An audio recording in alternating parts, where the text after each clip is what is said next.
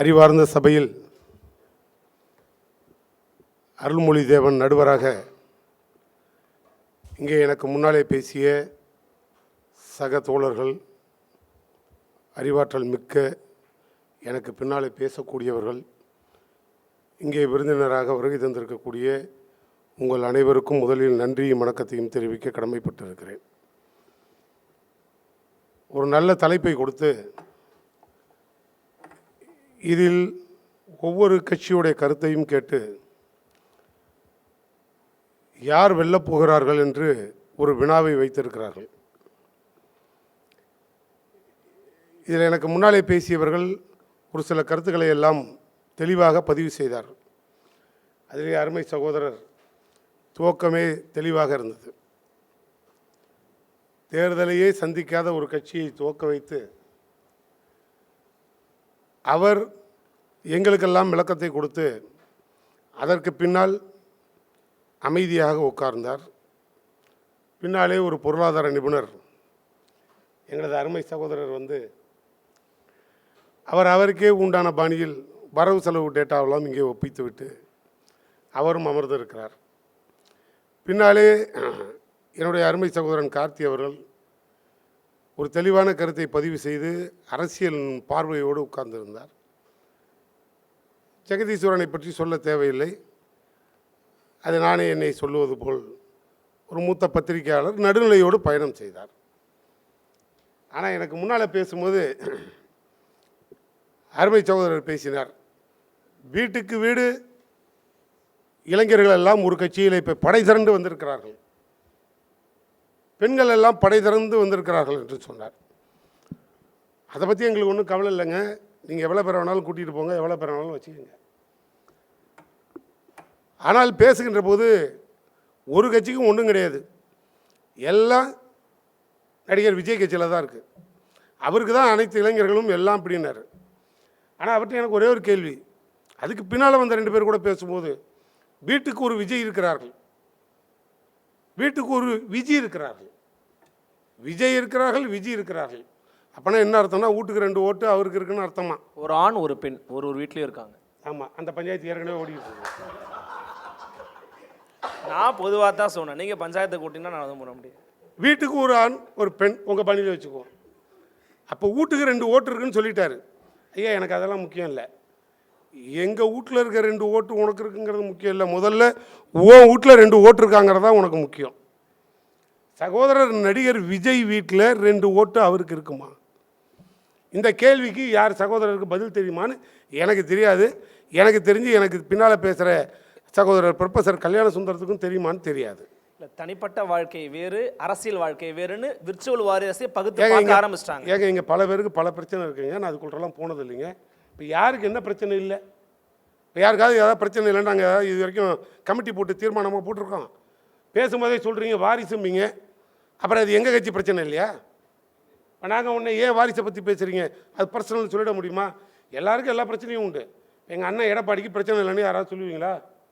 அவருக்கு வந்துட்டு என்ன பிரச்சனை இல்லை? அவருக்கு பிரச்சனை அமித்ஷா, நடிகர் விஜய்க்கு பிரச்சனை திரிஷா, எங்களுக்கு பிரச்சனை மக்கள் பிரச்சனை. இது அதாவது நம்ம ஏங்க அரியணை நோக்கி நகருவோம். நடுவரை ஒரு நிமிஷம், ஒரு தேசிய கட்சியை திரிஷாவை பற்றி ஆய்வு பண்ணுது, இவர் என்ன நடுவர் உட்கார்ந்து எங்களுக்கு மத்தியில்? யார் தேசிய கட்சியோட தலைவர்? பிஜேபியோட தேசிய கட்சி தலைவர் நாகேந்திரன் பேசுகிறார். வருத்தம் தெரிவிச்சிட்டாருன்னு அதை கடந்து வருவோன்ற. அது யாருக்குங்க வருத்தம்? அது அவரோட போட்டோம். இப்போ எங்களுக்கு வேலை, எங்கள் கட்சிக்கு வந்து ஓட்டே கிடையாது, இளைஞர்கள் ஓட்டு கிடையாது, பெண்கள் ஓட்டு கிடையாது அப்படின்னு அவங்க தெளிவாக சொன்னால், இப்போ நான் கேட்குறேன், உன் கட்சிக்கு யார் உன் வீட்டில் ஓட்டுருக்கான்னு தான் என்னோடய கொஸ்டினில் ஆரம்பித்தேன். நீங்கள் குறுக்கீடு இல்லாமல் இருந்தால் அது சரியாக போயிருக்கும். குறுக்கீடாக வந்த பிரச்சனை தான் இப்போ இவ்வளவு தெளிவாக டீப்பாக போக வேண்டியதாகுது. எங்கள் சகோதரன் கூட சொன்னார், பாருங்கள், ஒரு பக்கம் திமுகவுக்கு ஓட்டு போடுறாங்க, அதுக்கப்புறம் இவங்க எவ்வளோ தப்பு பண்ணாலும் அதிமுக ஓட்டு போடுறாங்க, அதுக்கு பின்னால் அவங்க எவ்வளோ தப்பு பண்ணாலும் திமுக ஓட்டு போடுறாங்க அப்படின்னு கார்த்தி இவ்வளவும் சொல்லிட்டு, எனக்கு என்ன வருத்தம்னா கடைசி வரைக்கும் உனக்கு எவனும் ஓட்டு போடலன்னு தான். ஒரு முறையாவது மாற்றி நாம் தமிழருக்கு போடணும் இல்லை, ஏன் போடலைங்கிற ஆய்வு வெளியில் வரணும் இல்லை. இல்லை, 8% வரைக்கும் வந்துருக்குறாங்களே, படிப்படியாக வளர்ந்துருக்குறாங்களே. அதெல்லாம் வரட்டு சார். நான் தான் இப்போ திரும்பி தெளிவாக சொல்லுவேன், உலகமே அழிஞ்சாலும் ஆட்சிக்கு வர மாட்டோம்னு தெரிஞ்சிருந்து இன்னும் கட்சியை கலைக்காமல் எங்கள் அண்ணன் நடத்துவார். புரியுதா இல்லையா? அது அவரோட இண்டிவிஜுவாலிட்டி. அது ஒரு பெரிய போர்க்களம் அது. அதனால் அவர் அதில் நீந்தி வரட்டும், நான் அதுக்குள்ளேயும் போகல. இப்போ எனக்கு அதுக்கப்புறம் இன்னொன்று, இவர் தெளிவாக எல்லாம் பேசும்போது ஒவ்வொரு கட்சியை பற்றியே சொல்லிட்டு வரீங்க. இப்போ எந்த கட்சியில் இல்லை? இப்போ எங்கள் அண்ணன் பாட்டாளி மக்கள் கட்சியில் பிரச்சனை இல்லையா? அவர் தெளிவாக இருந்தார் ஐயா. தமிழ்நாடு ஃபுல்லாக பப்ளிசிட்டி பண்ணீங்க. மாற்றம் முன்னேற்றம், அன்புமணி முன்னேற்றம் அன்புமணி, இதை 5 தாட்டி சொல்லிகிட்டே இருந்தார். 6வது தாட்டி அவங்க அப்பா கூப்பிட்டு, தம்பி சரியில்லை, முதல்ல ஒன்றா மாற்றினாதான் கட்சி உறுப்பிடுன்னு அவரையே மாற்றிட்டார். இதுக்கு என்ன பண்ணுவேன்? இது ஒவ்வொரு கட்சிக்கும் இயல்பாக எல்லா கட்சியிலும் இருக்க இன்டர்னல் இஷ்யூ. அதுக்குள்ள இப்போ அவசியமே இல்லை. மக்கள் பிரச்சனைக்காக யார் களத்தில் வெளியே வந்து தொடர் போராட்டத்தில் வெற்றி கண்ட தலைவர்கள் யார்? ஒரு பட்டியலை நீங்கள் சொல்லுங்கள். முன்னால் இவ்வளோ பேர் பேசுகிறீங்க. அவர் புள்ளி விவரத்தோட பொருளாதாரம் போடுறாரு. எல்லா கணக்கையும் சொல்லிட்டு கடைசியாக சொன்னார் பார், எடப்பாடியால் வருமானம்னார். எனக்கே ஆச்சரியமாகிடுச்சு, அண்ணன் உனக்கு ஏதாவது கொடுத்துருக்காரான்னு. அந்த அளவுக்கு அவர் புள்ளி விவரம் டேட்டாவோட சொல்லிட்டு போனார். எங்கள் அண்ணன் டேட்டாவோட வரும்போதே எனக்கு தெரியும் எப்படியும் நாங்கள் கொடுத்த வாக்குறுதியை நீந்துவார்னு. மாற்றுக்கருத்தே இல்லைங்க. நான் அடிக்கடி பதில் சொல்லியிருக்கேன்.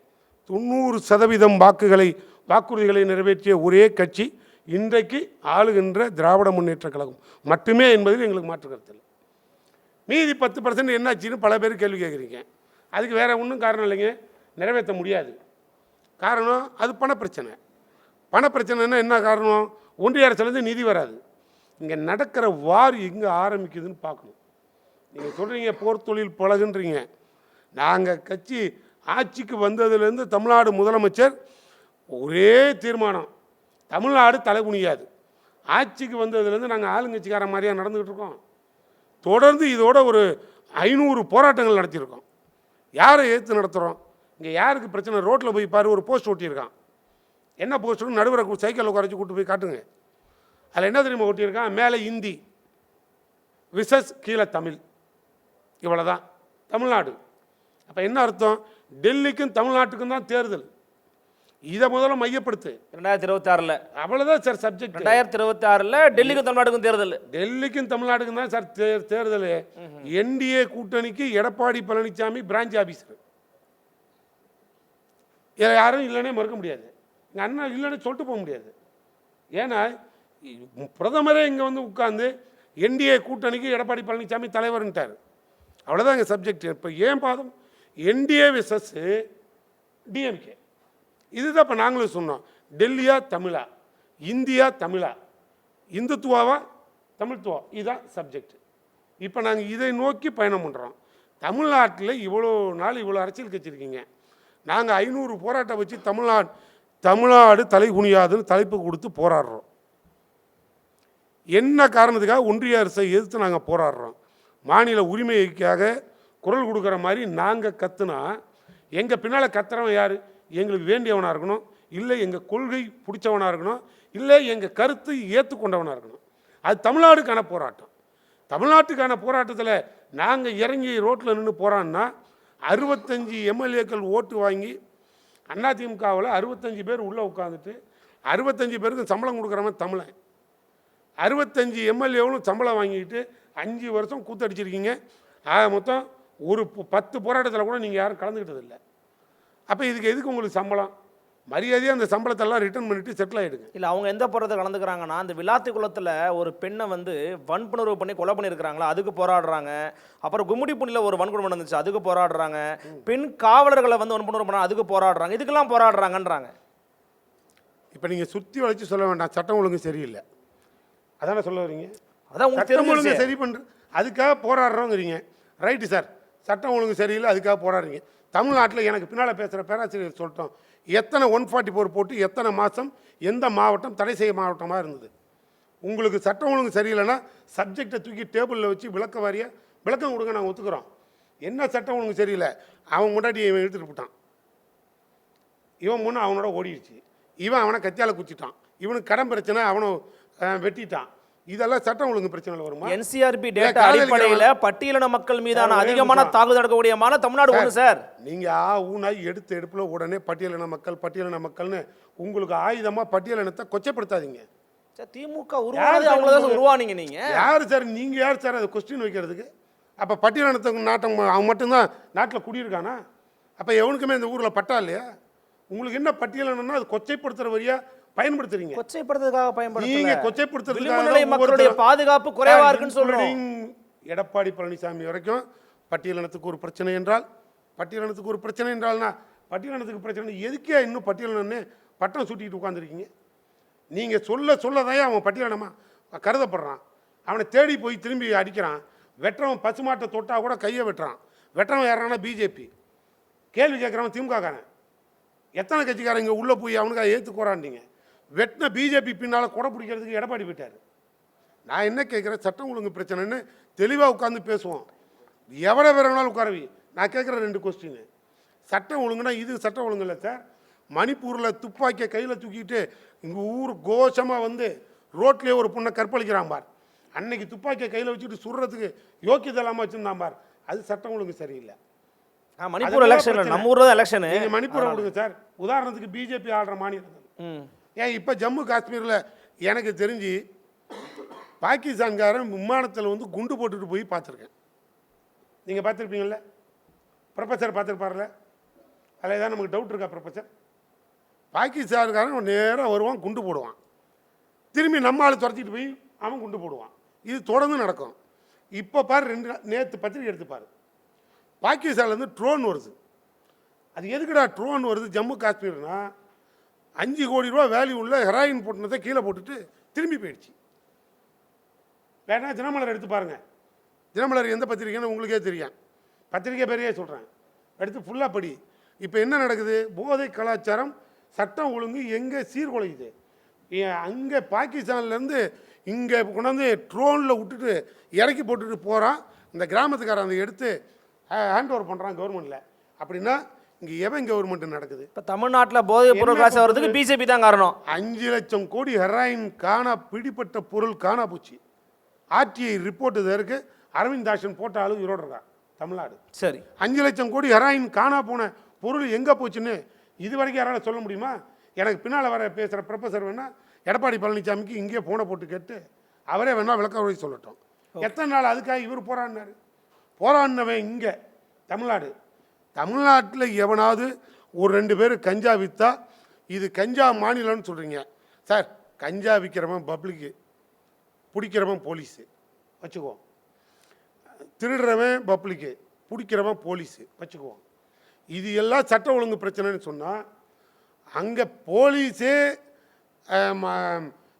அந்த ஆட்சியில் போலீஸே வந்து குட்கா வியாபாரம் பண்ணுச்சு. டிஜிபி பேரில் கம்ப்ளைண்ட்டு, டிஐஜி மேலே கம்ப்ளைண்ட்டு, அந்த மந்திரி மேலே கம்ப்ளைண்ட்டு. இவங்க எல்லாரும் சேர்ந்து கவர்மெண்ட்டு குட்கா வியாபாரம் பண்ணுச்சு. நீங்கள் என்ன பண்ணீங்க வந்து? போதைப் பொருளுக்கு அதான் நீங்கள் என்ன பண்ணீங்க வந்து? நீங்கள் என்ன பண்ணீங்க வந்து? நாங்கள் அப்பயே என்ன பண்ணோம், ஒரு செல்லாத கவர்னர்கிட்ட பெட்டிஷன் போட்டோம். அப்புறம் கவர்னரை காணான்னு தேடிட்டு இருக்கோம். யார் சார் இருக்குது நடவடிக்கை எடுக்கிறது? நடவடிக்கை எடுக்கிறவன் ஒன்றிய அரசு. ஓகே, ஒன்றிய அரசு பெரிய கேடி, நாம லோக்கலில் சில்லற கேடி. இவ்வளோதான் அங்கே நடக்கிறது. ரைட்ண்ணா. இதுக்கு மத்தியில் என்னைக்கு சார் தீர்வு வரும்? பாதிக்கப்படுற மக்களுக்கு நியாயமாக பர்சன்டேஜ் கணக்கில் எந்த ஆட்சியால் பலன் அதை மட்டும் பாரு. அப்படி போனால் ஆள வேண்டிய ஆட்சி, முடிவெடுக்க வேண்டிய மக்கள் தெளிவான முடிவில் இருக்குது. நீ முறைப்படுத்தியே இருக்கு. இவ்வளோ நலத்திட்ட உதவியும் வேணும்.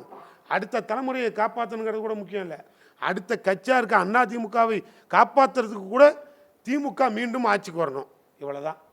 கல்யாண சுந்தரம் அவர்கள் ஒரு சில கருத்துக்களை தெளிவாக ஆணித்தனமாக வைத்தார். ஆனால் அத்தனை குற்றச்சாட்டையும் அவர் பேசுகின்ற போது சொன்ன அத்தனை குற்றச்சாட்டுக்கும் நான் என்னால் பதில் சொல்ல முடியும். நேரம் இல்லை. ஆனால் ஒவ்வொரு வரியில் சொல்கிறேன், நீங்கள் எல்லாம் புரிஞ்சுக்கங்க. என்ன முதல் குற்றச்சாட்டுனா, திமுககாரன் அத்தனை தப்புமே சட்டம் ஒழுங்கில் திமுககாரன் தான் செய்தான்னார். அவருக்கு நல்லா தெரியும். கடைசியாக அவரே சொல்லிட்டார், அண்ணா திமுககாரன் தப்பு செஞ்சால் எடப்பாடி அவர்கள் நடவடிக்கை எடுத்து அவனை நீக்கிடுவார்னார். அது மட்டும் எப்படி? திமுககாரன் 1 கோடி பேர் இருக்கான், அண்ணா திமுககாரன் 1 கோடி பேர் இருப்பான். 1 கோடி பேருக்கும் நீங்கள் நானும் லைட்டு போட்டு பக்கத்தில் உட்காந்து வேடிக்கை பார்க்க முடியாது. தூங்க வச்சு எழுப்பி குளிப்பாட்டி ஸ்கூலுக்கு அனுப்ப முடியாது. அவன் கட்சியில் தப்பு நடந்ததுன்னா அவன் தலைவர் நடவடிக்கை எடுக்கணும். எடுக்கிறவன் தலைவர், எடுக்காதவன் நடு ரோடு. இதான் பார்ஷியாலிட்டி. இவர் பெரிய சப்ஜெக்ட் இல்லை. உடனே திமுக காரன் தான் கிட்னியை திருடினான்னாரு. சரிங்க, நாங்கள் கிட்னி திருடுறதுன்னு முடிவு பண்ணிட்டா எடப்பாடி கிட்னியை திருடுறதுக்கு எத்தனை மாதம் ஆகும்? இல்ல திமுகவினுடைய சட்டமன்ற உறுப்பினர் நடத்தின மருத்துவமனையா இல்லையா? டைரக்டான கேள்வி. ஒரு எம்எல்ஏ, அது என்ன டைரக்ட் கேள்வி இன்டைரக்ட் கேள்வி? ஒரு எம்எல்ஏ ஹாஸ்பிட்டல், அது எம்எல்ஏவுக்கு வந்தவர் அவராக போய் கிட்னி ஆப்ரேஷன் பண்ணிட்டு இருந்தார். உடனே எம்எல்ஏ பேர் இருந்தால் எம்எல்ஏ சரி வச்சுக்கோங்க சார். அந்த ஹாஸ்பிட்டலுக்கு கிட்னி திருடிச்சு, எத்தனை அதிமுககாரன் கிட்னியை திருடி இருக்கும்? என்ன இது அர்த்தம்? எத்தனை காங்கிரஸ்காரன் கிட்னியை திருடி இருக்கும்? என்னவோ ஒரு 5000 கிட்னியை காணாங்கிற மாதிரி உடனே திமுககாரன் எம்எல்ஏ திருடி விட்டான். நாங்கள் திருடணுன்னா எடப்பாடி கிட்னியை தான் முதல்ல திருடுவோம். அதனால் அது தப்பு. ரெண்டாவது இன்னொரு பெரிய வாதம் சொல்கிறார், 2 வயது பெண் கற்பழிக்கிறார்கள், 80 வயது பெண் கற்பழிக்கிறார்கள். இல்ல 2 வயது பெண்ணு பாலியல் கொடுமை உள்ளாக்கப்பட்டிருக்காங்கன்னு சொல்றாரு அவரு. இதை இப்போ பேசின யாராவது அது மாதிரி பேசுனாங்க நீங்கள் உங்களால் ப்ரூவ் பண்ண முடியுமா? ரீவன் போட்டு பார். திமுக காரன் 2 வயது பெண்ணை கற்பழித்தானா இல்லையானாரு. நீங்கள் விட்டுட்டு வேடிக்கை பார்க்கலாம், திமுக காரன் நான் வேடிக்கை பார்க்கணுன்ற அவசியம் கிடையாது. நான் விளக்கம் கொடுத்து தான் தீரணும். அதை பரவாயில்ல. கடைசியாக ஒரு சப்ஜெக்ட் வந்தார், பொள்ளாச்சின்னார். பொள்ளாச்சிக்கு உள்ளே போனார். தம்பி கார்த்திக் கூட பொள்ளாச்சியில் ரொம்ப டீப்பாக போனார். நான் ரொம்பலாம் டீப்பாக போனேன், ஒரு வரியில் முடிக்கிறேன். பொள்ளாச்சி சம்பவம் அதிமுக பிரிவில் நடந்தது. ஆனால் நடந்தபோது அப்போது எடப்பாடி முதலமைச்சர் நடந்தபோது நாங்கள் போராட்டம் நாங்கள் நடத்தினோம். கேஸு சிபிஐக்கு மாறிச்சு. ஒரு கவர்மெண்ட்டு நீங்கள் நடத்தின போது இன்சிடென்ட் நடக்குது. 6 மாதம் ஆச்சு. எத்தனை பேரை அரெஸ்ட் பண்ணீங்க? நாங்கள் அதிமுககாரன் குற்றவாளின்னு சொன்னோம். நீங்கள் இல்லை, நீங்கள் ரைட், நம்ம வாதம் கரெக்டு. அதிமுககாரன் குற்றவாளி இல்லைன்னா நீங்கள் சம்மந்தப்பட்டவனை அரெஸ்ட் பண்ணி முடிச்சிட்டீங்க. கேஸு சிபிஐக்கு மாறிடுச்சு. கரெக்டு தானே ப்ரொஃபஸர்? கேஸ் சிபிஐக்கு போன பிறகு உடனடியாக சிபிஐ இங்கே வந்து முதல்ல பொள்ளாச்சியில் சிபிஐ விசாரணை முடிந்த பிறகு கைது செய்த நபர் யார்? அதிமுக மாணவரணி மாவட்ட அமைப்பாளர். வேணா நாளைக்கு வேணால் ரெக்கார்ட் எடுத்து போய் நீங்கள் செக் பண்ணிப்பார். சிபிஐ இங்கே வந்து அதிமுக காரனை தான் கைது பண்ணுச்சு. அப்போ என்ன அர்த்தம்? நீ ஆளுங்கட்சி, நீ அங்கே நடந்த குற்றத்துக்கு உன் கவர்மெண்ட்டு உன் கட்சிக்காரனை காப்பாற்றி வச்சுது. சிபிஐக்கு போச்சு, திரும்பி வந்தது, அதிமுக காரனை தூக்கி உள்ளே வச்சிருச்சு. இதுதான் அதிமுக பொள்ளாச்சியில் மறைமுகமாக நடத்தினதே அதிமுக காரன் தான் நாங்கள் சொன்னோம். இது ஒரு குற்றச்சாட்டு. அதுக்கப்புறம் திரும்பி அதெல்லாம் விட்டுறேன். பிடிஆர் கேஸில் ரொம்ப ரொம்ப டீப்பாக உள்ளே போனார் ப்ரொஃபஸர். இதெல்லாம் போக வேண்டிய அவசியமே இல்லை சார். ப்ரொஃபஸருக்கு தெரியும், எடப்பாடிக்கு தெரியலைன்னா ப்ரொஃபஸரே சொல்லிக் கொடுக்கலாம். ஒரு 10 ரூபா ஸ்டாம்பை ஒட்டி ஆர்டிஐ போடுங்க சார். போட்டு பிடிஆர் தான் ஓப்பனில் சொன்னார்ல, உங்களால் இந்த கவர்மெண்ட்டில் ஒரு மோடியை கையில் வச்சுக்கிட்டு அமித்ஷாவை கையில் வச்சுக்கிட்டு ஒரு 2 மந்திரி மேலே ஒரு ஊழல் குற்றச்சாட்டை ஏன் நிரூபிக்க முடியல? ஒரு ஆர்டிஐ போட்டு ஏன் நிரூபிக்க முடியல? என்ன நீங்கள் எதிர்கட்சி சும்மா வந்து மைக் அடிச்சிருச்சுன்னு வாய் கிழியே பேசிட்டு ஓடுறது முக்கியம் இல்லை. நாங்கள் தெளிவாக தானே சொல்கிறோம். நீ போடுங்க ஆர்டிஐ, முடிஞ்சா தூக்கி உள்ளே வைங்க, நாங்கள் வேணான்னு சொல்லுங்க. நாங்கள் தெளிவாக இருக்கோம். நீ அதையே செய்ய தவறியது உங்கள் தப்பு. இல்லை கடைசியில் இவர் சொன்னார் சார், கடைசியாக திரும்பி அவர் இன்னொரு கருத்துக்கு வந்தார். நாங்கள் வந்து என்டிஏ கூட்டணி, அவங்கள கூட்டணிக்கு கூப்பிடவே இல்லைன்னாரு. அவர் வருத்தப்படவே வேணாம். ஏன் அவர் கூப்பிடவே இல்லை தான் எடப்பாடி. என்ன காரணம்னா அவர் ஏன் கூப்பிட போகிறாரு? காவே அவர் கூப்பிடவே இல்லை சார். என்ன நடந்ததுன்னா எடப்பாடியே போய் என்டிஏல கூட்டணியில் சேர்ந்துட்டார். அப்புறம் எங்கே இவர் போய் அவரை கூப்பிடுறது? துணைக்கு வேணால் கூப்பிட்டு போகலாம். அதனால் இங்கே பிஜேபி தலைமையிலான என்டிஏ தலைமையிலான கூட்டணிக்கு தான் எடப்பாடி இங்கே இந்த பிரான்ச்சு தமிழ்நாடுக்கு தலைவர். இதுதான் அங்கே நடக்கிறது. நான் தெளிவாக சொல்லிட்டேன். ப்ரொஃபஸர் அதுக்கு உண்டான விளக்கத்தையே கொடுக்கல. என்டிஏ விசஸ் டிஎம்கே இதுதான் இஷ்யூ. காலையில் எழுந்திருச்சா தானே இப்போ கூட சொல்கிறேன் சார், எடப்பாடி தமிழ்நாட்டுக்கு பிஜேபிக்கு கூட்டணியிலான என்டிஏவுக்கு தலைவர். அவர் முதலமைச்சர் ஆகணும்னா முடிவெடுக்கிறது என்டிஏ. டிடிவி தினகரன் கட்சிக்கு உள்ளே வராரு. யார் தலைமையில் வந்து சேரணும்?